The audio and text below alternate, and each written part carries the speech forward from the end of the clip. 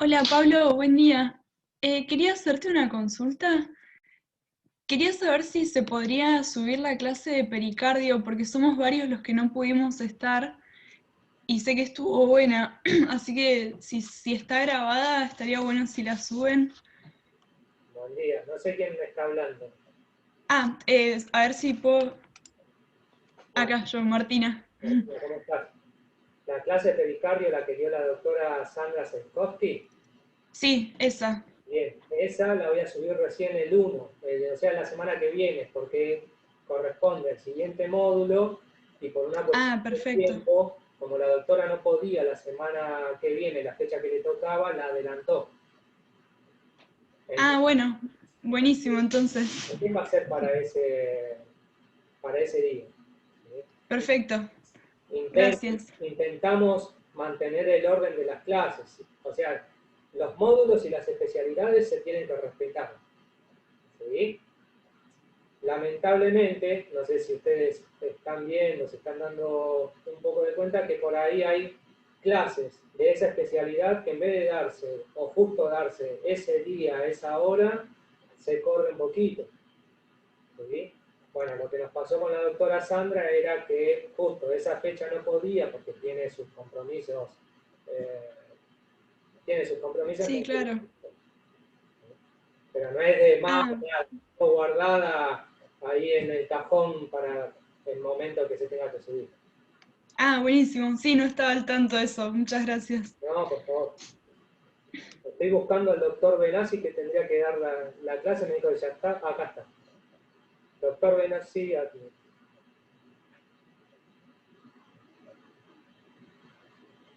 Hola, doctor. Hola, doctor. Hola Pablo, ¿Cómo le va? ¿cómo estás? Bien. Cuando usted quiera, doctor, Dijeron los chicos, ¿cómo?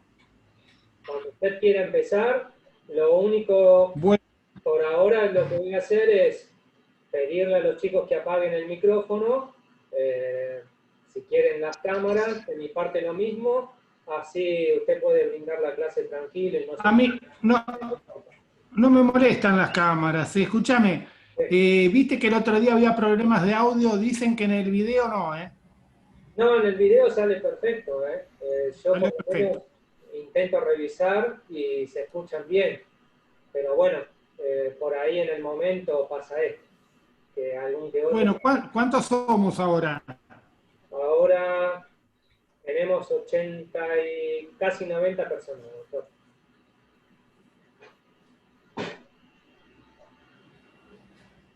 Cuando usted quiera arrancar, lo que sí le digo es, más o menos, faltando 5 minutos, le Oh, aviso, si hay que cortar, cortamos y nos volvemos a reconectar a los 5 o 7 minutos. dale, dale, viejo, dale. Perfecto.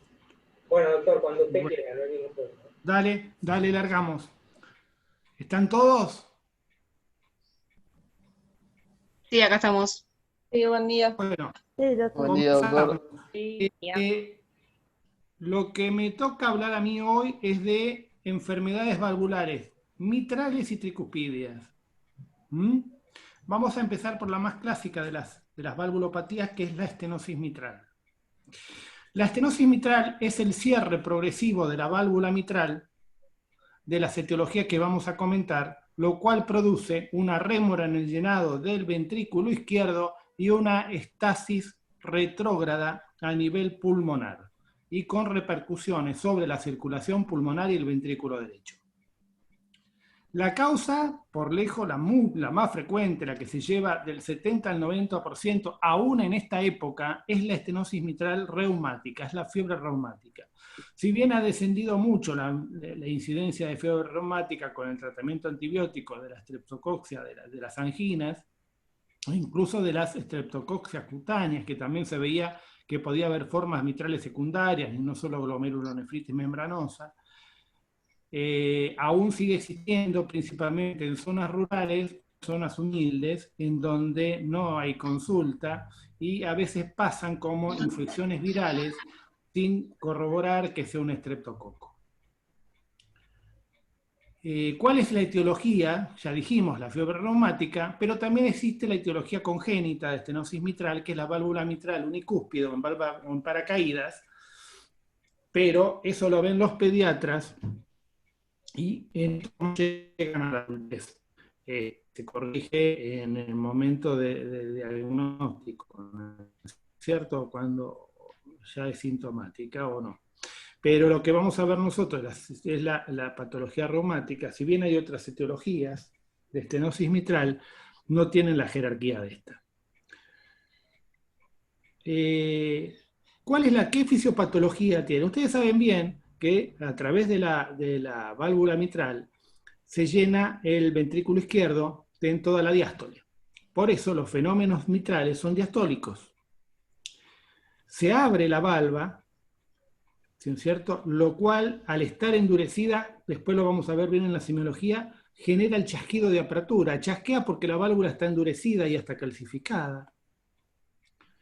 Y comienza el lleno. Prácticamente para el lleno rápido, no necesita gradientes, porque un gradiente de 1 milímetro con eso alcanza para que se llene el ventrículo, porque el ventrículo en ese momento está exhausto. Y es un fenómeno netamente pasivo. Después viene el lleno auricular, por la ley de la sístole auricular, que sí, este lleno es activo, pero que colabora normalmente con el 10 al 20% del volumen de eyección del ventrículo izquierdo. Cuando se cierra, se va cerrando la válvula mitral, este lleno se ve cada vez más dificultado, y lo que se tiende a hacer terapéuticamente es prolongar la diástole para que se vaya exprimiendo esa aurícula lo máximo a nivel de ese periodo. O sea, yo ya les hablé algo incluso de lo que se hace terapéuticamente, es bajar la frecuencia para prolongar la diástole.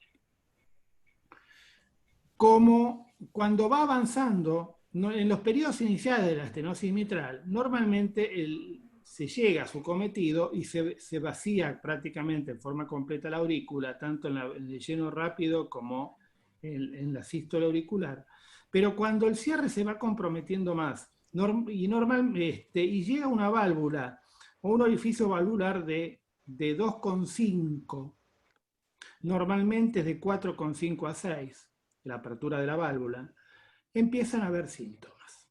¿Y los síntomas a qué se deben? A que la aurícula no puede vaciarse y empieza a aumentar la presión dentro de la misma por el estancamiento de sangre.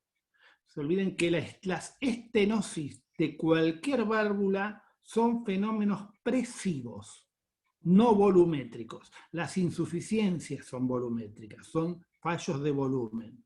Entonces va aumentando la presión dentro de la aurícula y ustedes saben que la aurícula amortigua hasta X momento. Esa presión se transmite al árbol pulmonar, al árbol venoso y capilar pulmonar, con aumento de la presión en el circuito venoso menor. Normalmente, con 10 milímetros de presión, ya empieza a haber síntomas por rigidez que acuérdense lo que les expliqué la semana pasada en disnea, se pone rígido todo el sistema veno-venular y capilar del pulmón. Esto estimula el reflejo vagal de Hering-Breuer y ya empieza la disnea.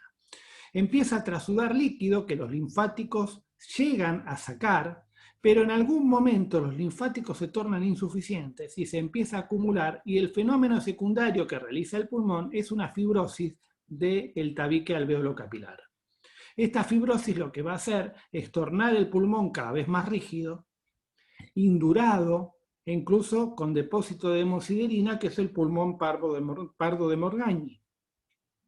Reactivamente reacciona las arteriolas pulmonares. Hasta este aumento de presión, lo primero que hacen es una vasoconstricción secundaria para amortiguarse por el exceso de presión, y después se van hiperplaseando, hipertrofiando como cualquier aumento de resistencia a un vaso. Y eso lo que genera es la hipertensión pulmonar secundaria. O sea que se establecería una segunda barrera. Esta segunda barrera en la estenosis mitral va a hacer que mejore en parte la estenosis mitral porque disminuye el volumen lleno del ventrículo izquierdo. a la aurícula izquierda, disminuye el retorno que tiene, por lo tanto va a mejorar el llenado, digamos, o las presiones en la estenosis mitral. Pero no se olviden que esto va a hacer que empeore la función del ventrículo derecho, el cual termina claudicando, y ustedes ven un paciente que estaba en ortopnea que de golpe se acostó. Y cuando se acostó, uno dice, ¿mejoró? No, no está mejor, está peor, porque hizo insuficiencia tricuspidia, entonces todo refluye por el sistema derecho, empezando edemas periféricos y anasarca, pero el paciente ahí ya no tiene la disnea por la obstrucción de la válvula mitral. ¿Vamos bien? Si la obstrucción que tenemos, una obstrucción moderada, hace un aumento súbito de frecuencia, acuérdense que les dije yo que era un fenómeno netamente diastólico, y para llenarse el ventrículo, cuanto más cerrada, más larga debe ser la diástole. Al acortar la diástole por aumento de la frecuencia, lo que hace es un aumento súbito de la presión en la aurícula izquierda y puede desarrollarse un edema agudo de pulmón. ¿Con qué presión mayor de 25 milímetros ya tenemos un edema agudo de pulmón? Porque supera la presión oncótica del plasma. Cuando se establece el mecanismo inicial, que les conté, crónico de hiperplasia, puede tener hasta 40 milímetros de presión esa aurícula y el ventrículo del sistema venoso, que no va a ser edema agudo de pulmón. O sea que el edema agudo de pulmón es un síntoma inicial, un síntoma precoz. Ojo, para que la estenosis mitral en broma después de 10 a 15 o 20 años de la agresión reumática. O sea que los síntomas son no tardíos, son precoces porque son edades de 40 a 45 años, no como en el aórtico, donde el síntoma es prácticamente al final de la evolución de la enfermedad. Son enfermedades de larguísima evolución, estamos hablando de una evolución de 30 a 40 años, pero que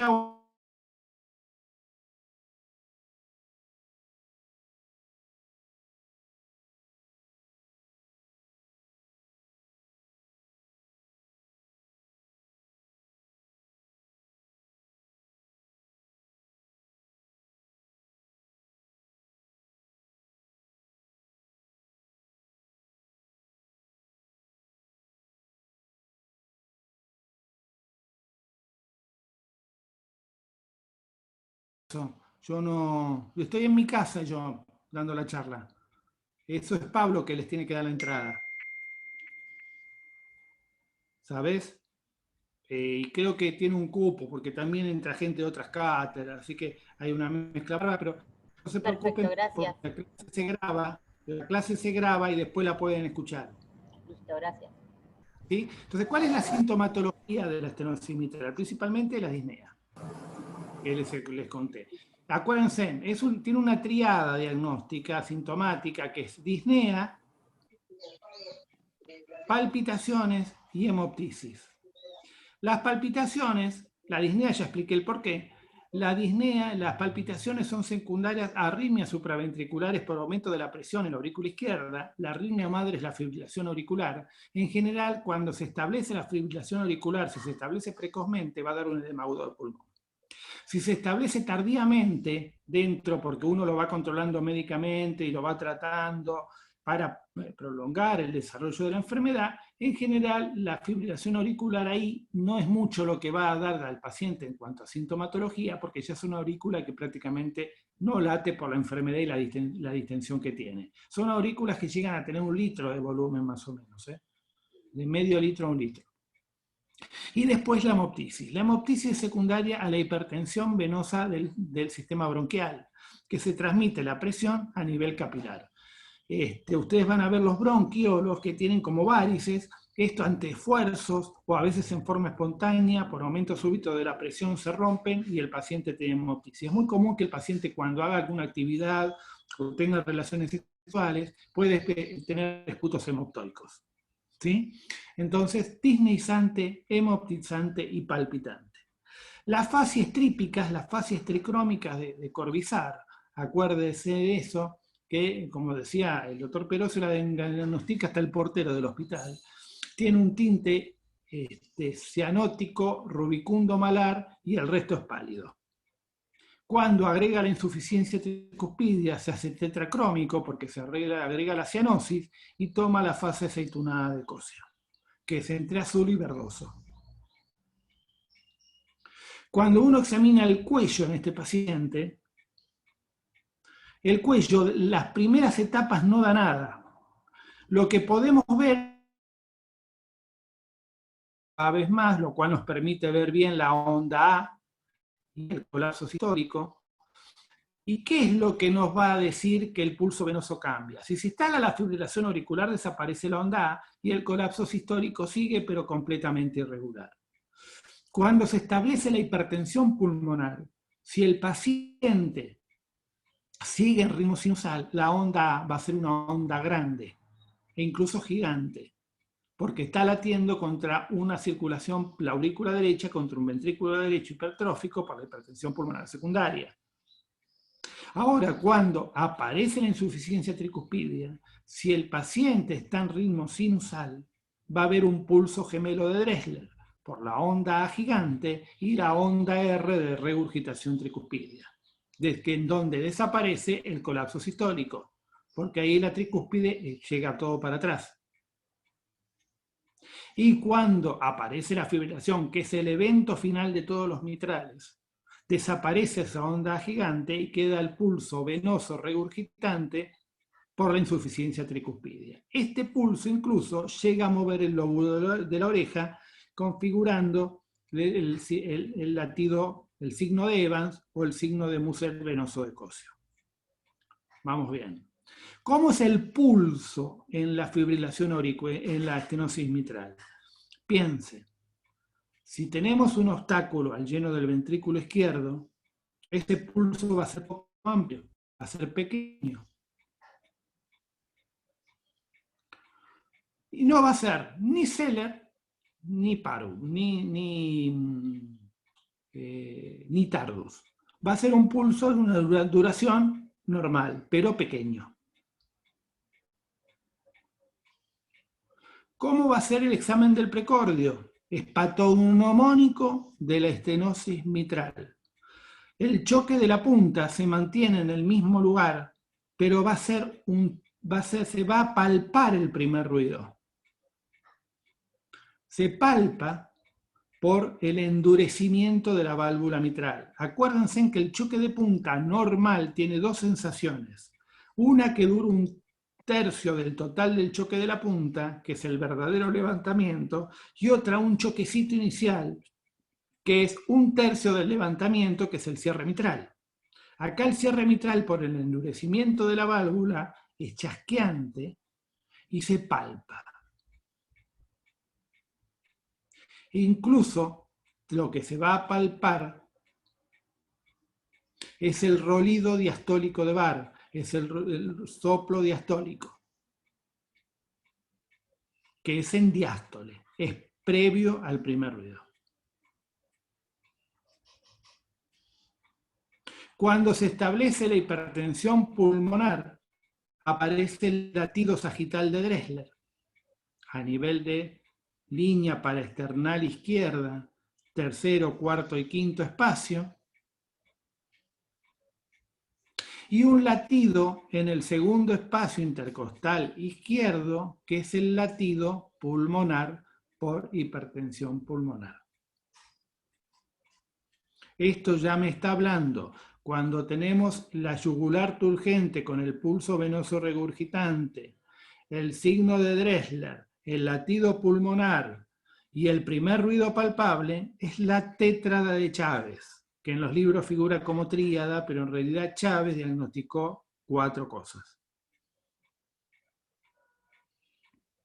Profesor, ¿puede repetir la tétrada? Sería la yugular turgente. ¿Podría repetir, por favor? Muy simple. Yugular turgente con pulso venoso positivo. Signo de Dressler.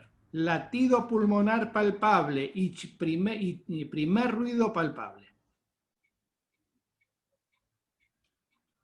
Y uno ahí sabe que tiene una estenosis mitral severa. ¿Cuándo es moderada? Cuando el área de 4,5 pasa a 2,5 a 1,5. Cuando tiene menos de 1,5 o 1,2 de área, la estenosis mitral es grave. Cuando tiene 0,5, ojo, porque va a dar el síncope mortal. O sea que ahí mata. Mata porque se cierra la eyección directamente, no se llena el ventrículo izquierdo y el paciente se sincopa y ni Dios lo reanima. Por eso, ojo con pasarse. No se olviden que el paciente ahí no solamente tiene la estenosis mitral, sino que ahí lo que tiene es una doble barrera, mitral y pulmonar. O sea que lo que le va a llegar a aurícula izquierda es menos de lo que normalmente corresponde y todo eso suma que el paciente se sincope y se muera.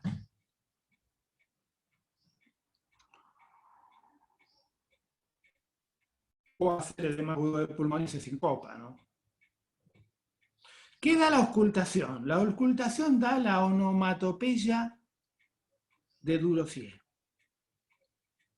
Dicen que Durossier la diagnosticó cuando estaba sentado bajo de un puente cuando sintió pasar un carruaje. ¿Será verdad? Puede ser. ¿Cuál es la onomatopeya de Durossier? Acuérdense que yo les dije que la estenosis mitral era un fenómeno netamente diastólico. Si es diastólico, ¿cuándo va a comenzar?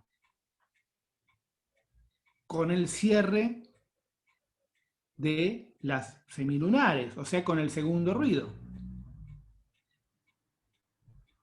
El segundo ruido pulmonar por la hipertensión pulmonar va a estar netamente aumentado.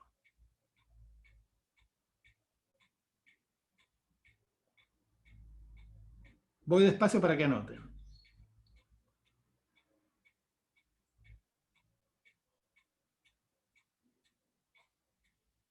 ¿Qué es lo que pasa después de que cierran las semilunares? Empieza el lleno rápido. Acá no existe el lleno rápido, acuérdense, porque tiene un orificio cerrado, entonces el lleno es lento y lo que hace es el rolido diastólico o el soplo diastólico, que como se va llenando el ventrículo es indecrescendo y al final se refuerza por la sístole auricular cuando está en ritmo sinusal. Si no está en ritmo sinusal, no existe el refuerzo presistólico.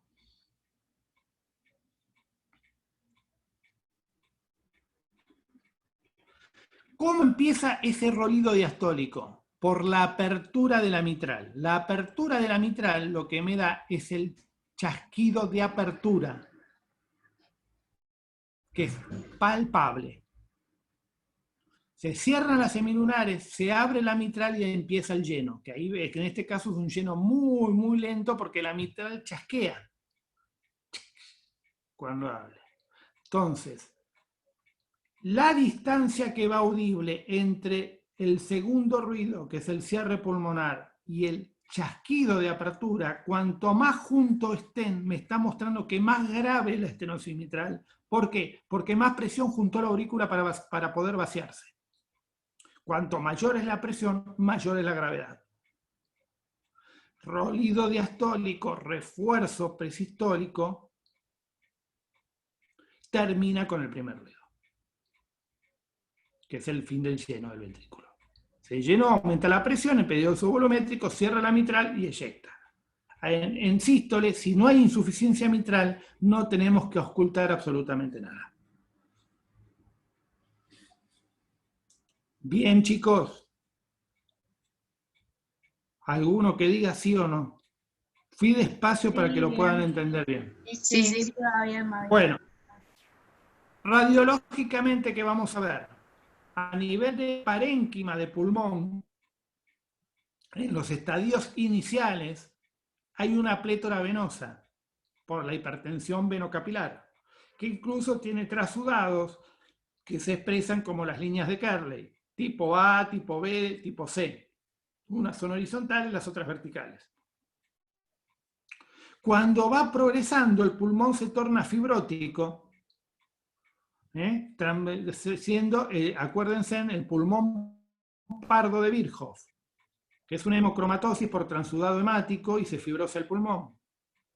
Aparte, hay una hipertensión arterial pulmonar, lo cual aumenta también no solamente la fibrosis de pulmón, sino van a haber pulmonares muy dilatadas y prominentes. Normalmente el dedo de la pulmonar derecha no debe medir más de medio centímetro. Si mide más es porque hay hipertensión pulmonar. Y a nivel de silueta cardíaca, ¿qué vamos a encontrar? El índice cardiotorácico no dice nada, porque el ventrículo izquierdo no crece. Sí crece la aurícula izquierda, ¿y cómo la vemos la aurícula izquierda? En posición anteroposterior la vemos detrás, y lo que nos va a mostrar que está aumentada es el compás bronquial, que normalmente debe ser agudo, y acá llega a ser obtuso, recto y obtuso. La aurícula derecha también es prominente.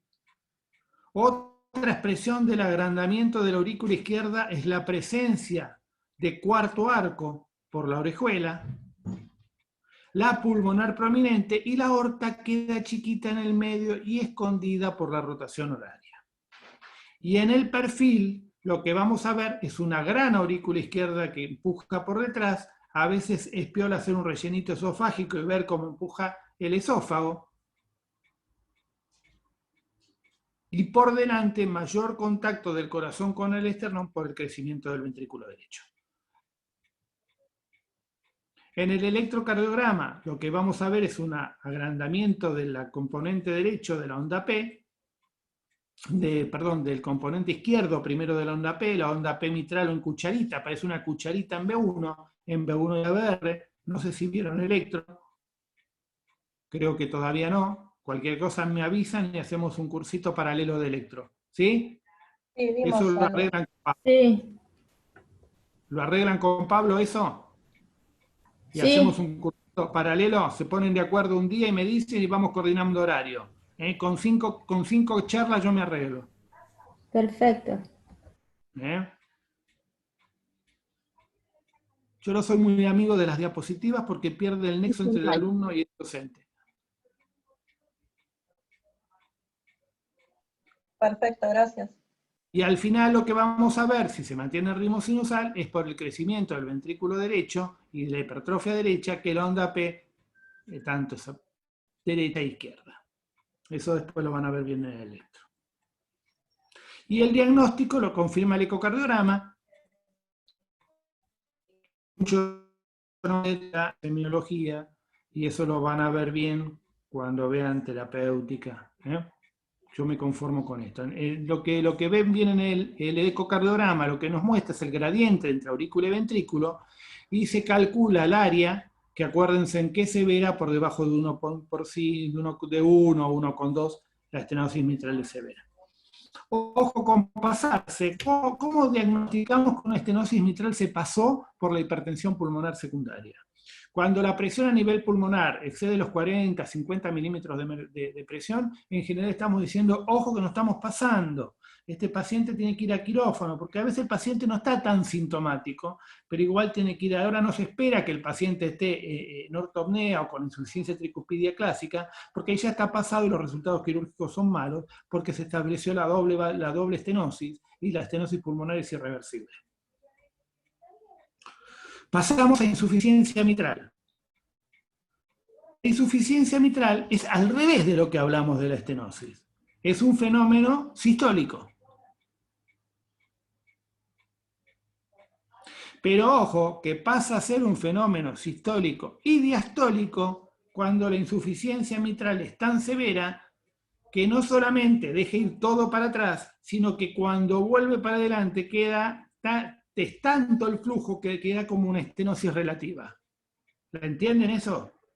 Es tanto el reflujo hacia aurícula que cuando vuelve para adelante actúa como una estenosis relativa.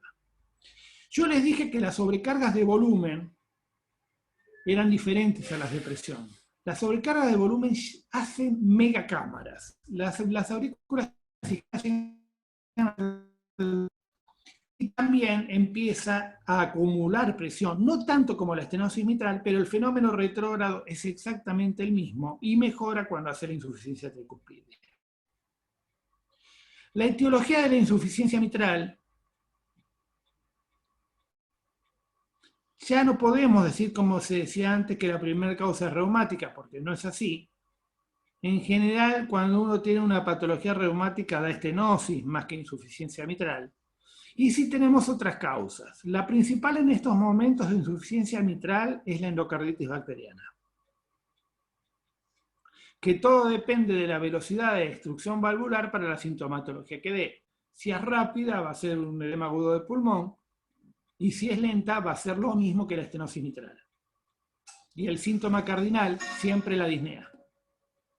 La otra causa es la disfunción mecánica isquémica, que puede ser transitoria por un infarto de miocardio o definitiva cuando se asocia a la rotura del músculo papilar o rotura cordal. La rotura del músculo papilar es cataclísmica, es terrible, da un edema agudo de pulmón que en general mata al paciente, y cuando rompe cuerdas de segundo o tercer orden, no. Eso en general las rompe la endocarditis bacteriana, no las causas isquémicas. Y la otra causa también muy frecuente es la patología extrahepatógena,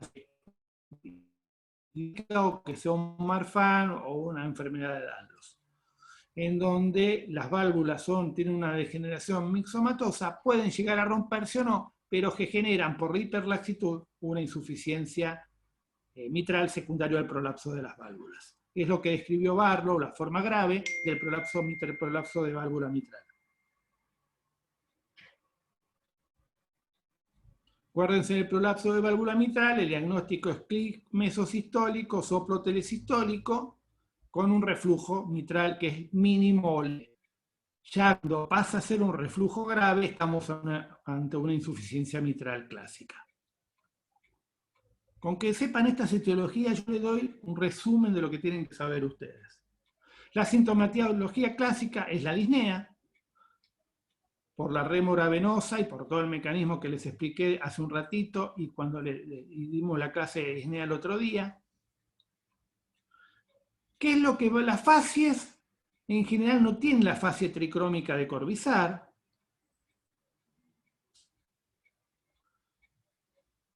Todo depende del estado de disnea que tenga, puede estar cianótico o no. El pulso venoso, como da fenómenos de ventrículo derecho, no nos muestra nada, salvo cuando el ventrículo derecho ya repercutió, y lo que podemos tener es el pulso venoso ventricularizado con esa gran onda R, o el pulso gemelo de Dressler, acá no hay mucho para contar, pero sí a nivel de pulso arterial. El pulso arterial, acá ¿cómo van a hacer? A ver, ¿cómo va a ser? A ver, piensen un poco. El reflujo va directamente a la cámara de baja presión, que es la aurícula. O sea que acá el ventrículo se acostumbra a no trabajar nada. Porque ¿qué tiene dos opciones? O eyecto para ventrículo, para aorta, o eyecto para atrás. Y para atrás me es más fácil, así que todo queda en la aurícula y el volumen eyectivo del ventrículo izquierdo queda muy, muy chico. Si es pequeño, ¿cómo va a ser el pulso? El pulso va poco amplio, es un pulso pequeño. Pero como refluye todo para atrás, ¿cómo va a ser? Es poco amplio, pequeño y Zeller. Es rápido, se les escapa de la mano.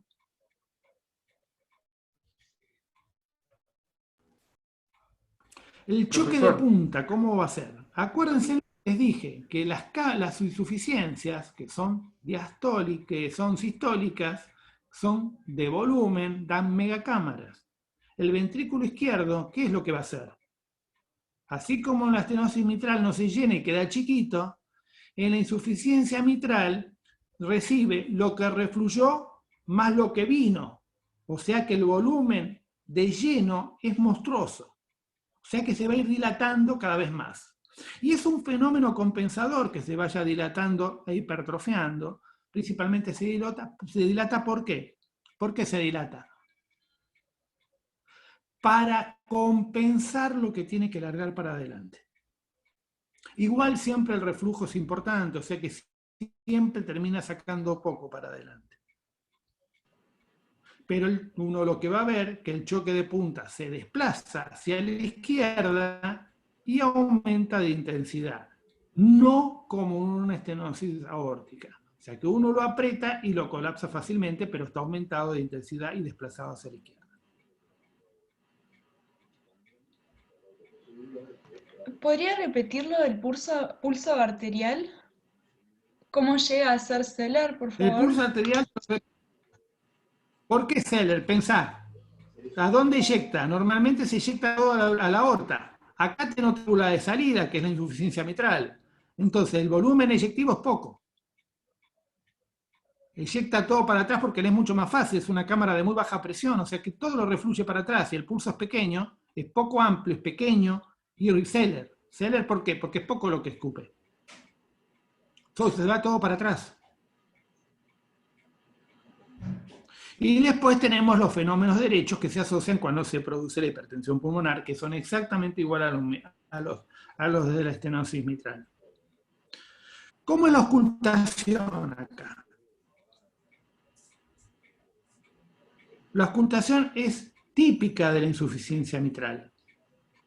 Doctor, Acuérdense que les dije que al ventrículo le llega de dos frentes de onda, lo que largó el para atrás y lo que venía desde el pulmón, desde el ventrículo derecho. O sea que el lleno rápido es impresionante contra un ventrículo dilatado. O sea que el tercer ruido es importantísimo. E incluso se palpa. Cuando se palpa el tercer ruido, da un choque de punta doble, o un tremor cordis protodiastólico, porque esto es protodiastólico. No más empieza el lleno,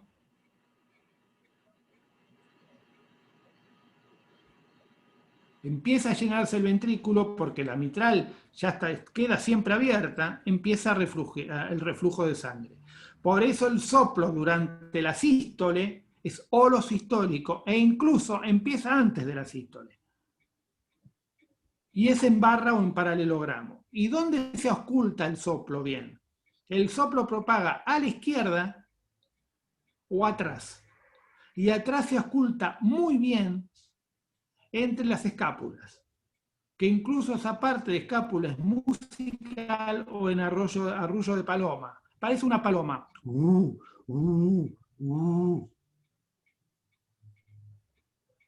Doctor, discúlpeme, Sí. queda aproximadamente 2 minutos. Cualquier cosa, si Bueno, se corta, volvemos a reconectarnos en sí. Esperamos que se corta. Usted siga, si se corta, lo Yo reconectamos. sigo, cuando se corta, se corta. Perfecto, sí, sí. ¿Qué nos da la radiología? La radiología que vemos a nivel pulmonar es similar a la estenosis mitral. Y a nivel aórtico, acá dijimos que el ventrículo izquierdo crece, o sea que el índice cardiotorácico va a estar aumentado a expensas del crecimiento del ventrículo izquierdo. Pero no tan grande como la insuficiencia aórtica. Después vamos a tener agranamiento aurícula izquierda, la presencia de cuarto arco, y el botón aórtico es chiquito. Acuérdense, lo que eyecta para adelante es poco, porque todo refluye para atrás. Fisiopatológicamente, piensen bien que si el ventrículo izquierdo está muy acostumbrado a trabajar con una cámara de baja presión como la aurícula, ojo que no se pase para la cirugía, porque el paciente no sale de la cirugía, no sale de bomba. ¿Por qué? Porque cuando a ese ventrículo le anulan esa salida de baja presión y lo dejan para que salga la aorta, no tolera la presión aórtica y claudica y se para. Por eso, ¿cuál es el mejor patrón para establecer que estamos en el momento quirúrgico? Cuando la fracción de eyección de ese ventrículo es altísima. Cuando la fracción de eyección de ese ventrículo es normal, ya nos está avisando que ese ventrículo claudicó. Es normal para una eyección a cámara de baja presión, pero cuando yo le clampeo la salida, le dejo la salida de su cámara que debería ser normal, ese ventrículo claudica. ¿Quedó claro? ¿Saben? Estos son Gardel, ¿eh? Sí, sí. Y en el electro vamos a tener todos los signos de agrandamiento auricular izquierdo y